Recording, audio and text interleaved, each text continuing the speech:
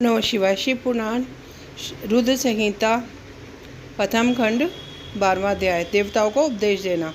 नारद जी बोले, ब्रह्मा जी आप धन्य हैं क्योंकि आपने अपनी बुद्धि को शिव चरणों में लगा रखा है। कृपा कर इस आनंदमय विषय का वर्णन सविस्तार पूर्ण कीजिए। ब्रह्मा जी ने कहा, हे नारद, एक समय की बात है, मैंने सब ओर से देवताओं और ऋषियों को बुलाया और क्षीर सागर के तट पर भगवान विष्णु की स्तुति कर उन्हें प्रसन्न किया। भगवान विष्णु प्रसन्न होकर बोले, हे ब्रह्मा जी एवं अन्य देवगणों, आप यहाँ क्यों पधारे हैं? आपके मन में क्या इच्छा है? आप अपनी समस्या बताइए, मैं निश्चय उसे दूर करने का प्रयत्न करूंगा। यह सुनकर ब्रह्मा जी बोले, हे भगवान, दुखों को दूर करने के लिए किस देवता की सेवा करनी चाहिए? तब भगवान विष्णु ने उनके प्रश्न का उत्तर देते हुए कहा, हे ब्राह्मण, भगवान शिव शंकर की ही सब दुखों को दूर करने वाले हैं। सुख की कामना करने वाले मनुष्यों को उनकी भक्ति में सदैव लगे रहना चाहिए। उन्हीं में मन लगाए, उन्हीं का चिंतन करे। जो मनुष्य शिव भक्ति में लीन रहता है, जिसके मन में वह विराजमान है, वह मनुष्य कभी दुखी नहीं हो सकता। पूर्व जन्म में किए गए पुण्य एक शिव भक्ति से ही पुरुषों को सुंदर भवन, आभूषण से विभूषित स्त्रियां, मन का संतोष, धन संपदा, स्वस्थ शरीर, पुत्र पौत्र, अलौकिक प्रतिष्ठा, स्वर्ग के सुख एवं मोक्ष प्राप्त होता है।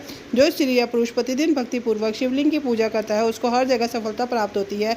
वह पापों के बंधन से छूट जाता है। ब्रह्मा जी एवं अन्य गणों ने भगवान विष्णु के उपदेश को ध्यानपूर्वक सुना। भगवान विष्णु को प्रणाम कर कामनाओं की पूर्ति हेतु उन्हें शिवलिंग की प्रार्थना की। तब श्री विष्णु ने विश्वकर्मा को बुलाकर कहा, हे मुने, तुम मेरी आज्ञा से देवताओं के लिए शिवलिंगों का निर्माण करो। तब विश्वकर्मा ने मेरी और श्री हरि की आज्ञा को मानते हुए देवताओं के लिए उनके अनुसार लिंगों का निर्माण कर उन्हें प्रदान किया। मुनि श्रेष्ठ नारद, सभी देवताओं को प्राप्त शिवलिंगों के विषय में सुनो। सभी देवता अपने द्वारा प्राप्त लिंग की पूजा उपासना करते हैं।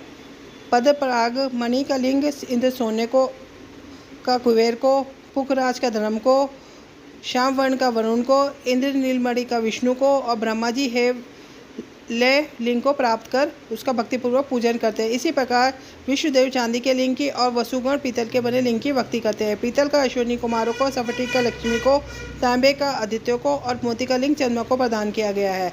व्रज लिंग ब्राह्मणों के लिए, वह मिट्टी का लिंग ब्राह्मणों की स्त्रियों के लिए है। मयासुर चंदन द्वारा बने लिंग का और नागों द्वारा मूंगे के बने शिवलिंग का आदरपूर्वक पूजन किया जाता है। देवी मक्खन के बने लिंग की अर्चना करती है।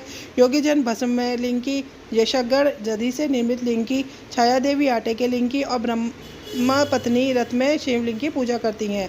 मणासुर पार्थिव लिंग की पूजा करता है। भगवान विष्णु ने देवताओं को उनके हित के लिए शिवलिंग के स्थान पूजन की विधि भी बताई। देवताओं के वचनों को सुनकर मेरे हृदय में हर्ष की अनुभूति हुई। मैंने लोगों का कल्याण करने वाली शिव पूजा की उत्तम विधि बताई। यह शिव भक्ति समस्त अभिष्ट फलों को प्रदान करने वाली है। इसी प्रकार लिंगों के विषय में बताकर ब्रह्मा जी ने शिवलिंग व शिव शक्ति की महिमा का वर्णन किया। शिव पूजन भोग और मोक्ष प्रदान करता है। मनुष्य जन्म उच्च कुल में प्राप्त करना अत्यंत दुर्लभ है, इसलिए मनुष्य रूप में जन्म लेकर मनुष्य को शिव भक्ति में लीन रहना चाहिए। शास्त्रों द्वारा बताए गए मार्ग का अनुसरण करते हुए, जाति के नियमों का पालन करते हुए कर्म करे, संपत्ति के अनुसार दान आदि दे, जब तब यज्ञ और ध्यान करे। ध्यान के द्वारा ही परमात्मा का साक्षात्कार होता है।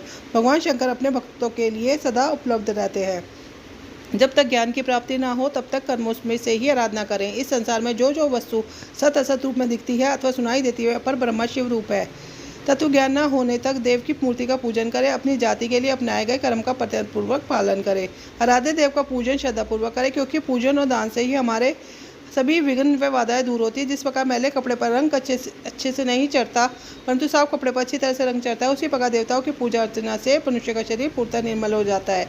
उस प्रकार ज्ञान का रंग चढ़ता है और वह भेदभाव आदि बंधनों से छूट जाता है। बंधनों से छूटने पर उसके सभी दुख दर्द समाप्त हो जाते हैं। मोह माया से मुक्त मनुष्य शिवपद प्राप्त कर लेता है।